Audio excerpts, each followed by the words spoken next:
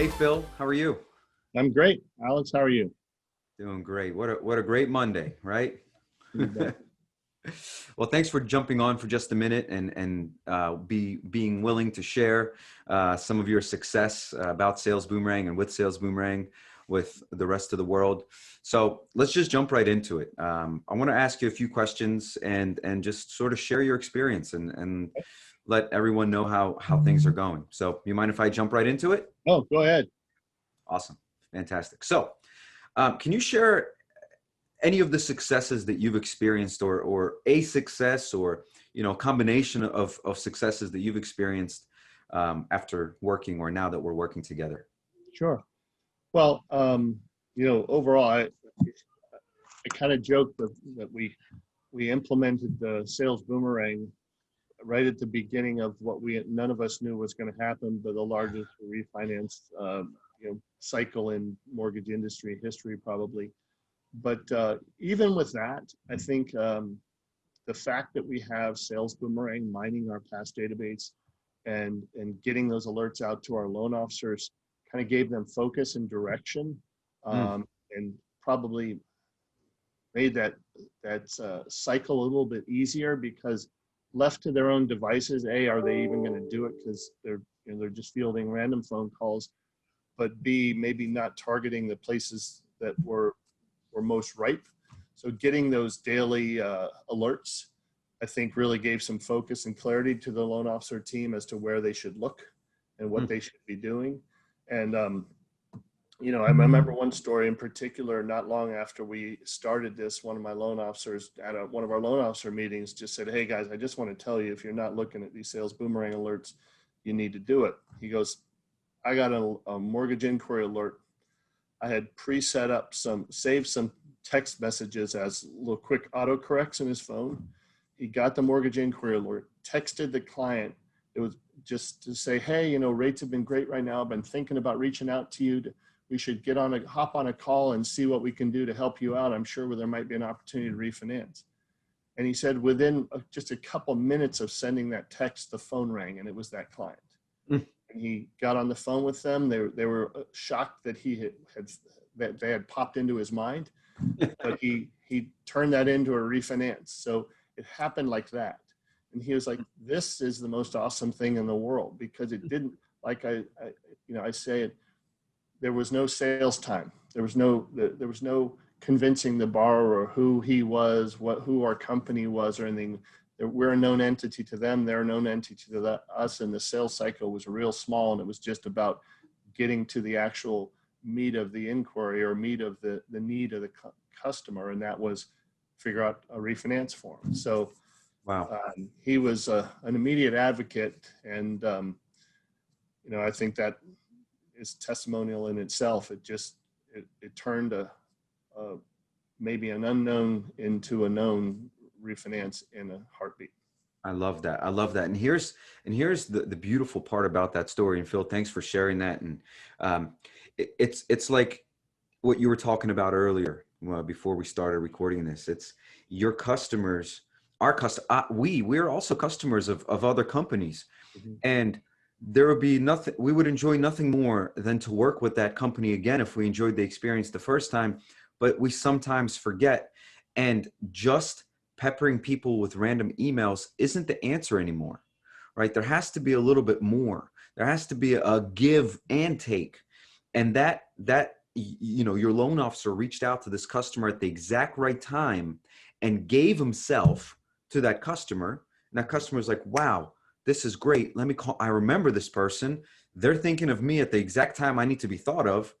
And here I am. I'm more comfortable working with someone I know than someone I spoke to previously that I don't know. And that's what happens in this industry. So I love that story. Just like you said, it's a testimony in and of itself. And that's amazing. And so let me ask you something else here. If a lender's talking to you, not from your company, but let's say, another lender or lenders as a whole are thinking about Sales Boomerang. They're looking at it, but they haven't made the decision yet. What kind of advice would you give a lender that's thinking about joining us? Well, part of my job at our company is to look for technological advances and things we can do to help our company in all aspects. And so, you know, I found Sales Boomerang early on. Can't remember exactly how it came across my desk, but I started looking at it. And the first thing that, you know, that seems to be the standard thing as a company that you look at is, well, you know, number one, is it going to be worth spending the money on? And number two, you know, if I implement this, is it going to get used? Mm-hmm. That's kind of a thing that we're seeing across the board with technology. We want to advance in all aspects of technology, but getting loan officer adoption or company adoption of that new technology can sometimes be a roadblock, and you wonder whether it's even going to be worth the investment. So, I mean, I was struck by the information that you guys provided on the return on investment, and you know, unfortunately, with the volume this year, it's maybe a little bit harder for us to really create our own ROI calculations, just because how do you know really where all this stuff is coming from? We're in the largest refinance cycle in history, but be that as it may, the immediate ability to get those leads to I'm going to call them focused leads to my loan originators, and have them be able to react simply by, I mean, it's in an email, you click on it, it's there, you can reach out to those clients. And the feedback I'm getting is that the response rate on those connections is much higher. I think because of the data that we're getting, it's not like you just going and mining your database and looking back for 4 years of clients and figuring out who you want to reach out to. And frankly, you might reach out to only the ones you kind of remember, Right, versus any of the ones that are actually active. So I just think that don't overthink it, maybe. I mean, the fact that you're mining your own past clients, your own past database, and you're utilizing current information to reach out to them, I think is something that's really hard to do unless you have the technology in the background that you guys provide, doing, you know, pulling that data together and making it meaningful. I love that. You know, you just, to me, the way you speak is so poetic, because it's so simple, and it's so, like you said, maybe don't over, you know, we often hear from our clients that, you know, within 30 felt the results. Like, it wasn't like 6 months and they're like, all right, we're finally feeling something. It's like the same month they turned it on, they're getting all of these results, and they're hearing back from their team. So I love the way you put that. Look, Phil, one more question, and this is going to be maybe not specifically about the sales Boomerang relationship, but more about the customers, the borrowers that you're dealing with. Have you noticed, you know, or had any observations, or seen any sort of difference in the way that borrowers are acting today, versus, you know, even 6 to 12 months ago? Are there any changes in their behaviors? Well, you know, the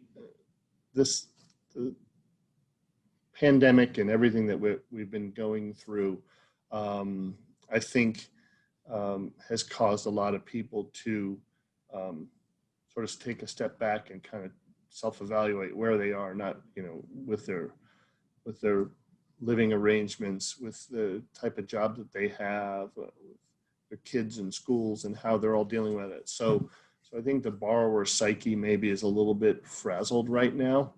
And probably the one of the shining lights maybe that has been maybe a little bit of a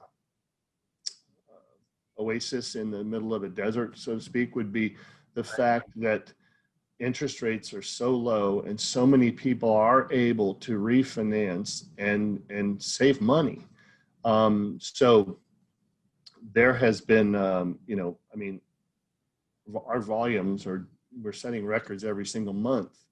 And from a customer standpoint, it's interesting actually to see that has kind of permeated all the other stuff that they're having to deal with. And they're really wanting to take an opportunity and grab hold of these, you know, great interest rates to actually lower their their housing payments, and therefore maybe give a little bit of respite to some of the other stuff that they're dealing with. We're things like just going to a settlement is been a scary thing to a certain extent. I think people may be getting a little more used to what living in this pandemic means. But we've been introduced a hybrid e-closing solution, working towards a complete remote online notarization solution. Unfortunately, those things take time. But technology and the ability to be able to do what we've done to actually set company records every month where 90% of our employees are working from home. Volume has been phenomenal. And it's the ability to be able to do that and work with clients. We use technology booth and speak to clients like you and I are speaking today. So I think change the mindset of a mortgage customer, not as much I need to come and see you face to face, and that had been fading. But I think this really proves to people that you can do things like this remotely as well. Yeah, it's fantastic. It's really interesting that, a pandemic like this has supercharged, if you will, the digital mortgage aspect, the mobile notary, digital notaries instead of physical notaries, e-closings, like all of these things that have been sitting on the docket all over the country, waiting, no. Boom. Which, by the way, I got to give it up for this industry to actually move it forward, right? Yeah. They didn't sit back on their heels and wait. The moment they saw that this has to happen, everyone stepped up, pushed these things forward. And we got ourselves, an industry that's actually the shining light, in my opinion, of the United States right now. Like, I mean, the mortgage industry has stepped up so well that it has truly become the light in the country. So before COVID, were most of your interactions with customers face-to-face?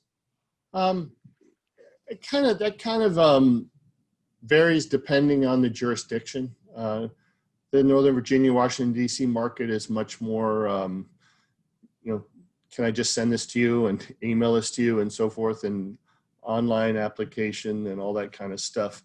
Some of our other more outlying places, down in Charlottesville or some of the North and South Carolina locations and stuff, a little bit more, hey, I'd like to meet you in person. I think it's been transitioning to a more digital marketplace, but like you said, I think that because of what we're going through, people are now seeing that you can do this electronically. You can trust the electronic stuff.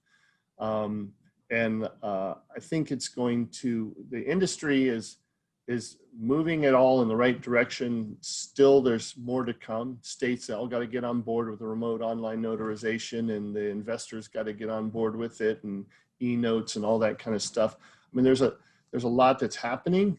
We're not there yet, but we are definitely moving at a much quicker pace. So I think people are going to be more and more comfortable with this type of interaction going forward because they were forced to have to do it now. And we're just going to get better at it, So I think, in some ways that's a side effect of the pandemic that will have long-lasting impact on our industry, and it may even have a great impact on really what the office looks like in the future. Yeah, I agree. Well, I wouldn't want to be a commercial real estate loan owner. yeah, that's one place to divest. Yeah. So Phil, I appreciate your time. Really do appreciate your business, everything you guys do, and taking this time to hang out and share some thoughts. So I appreciate it very much. All right, Alex, appreciate it very much. And anytime, let me know.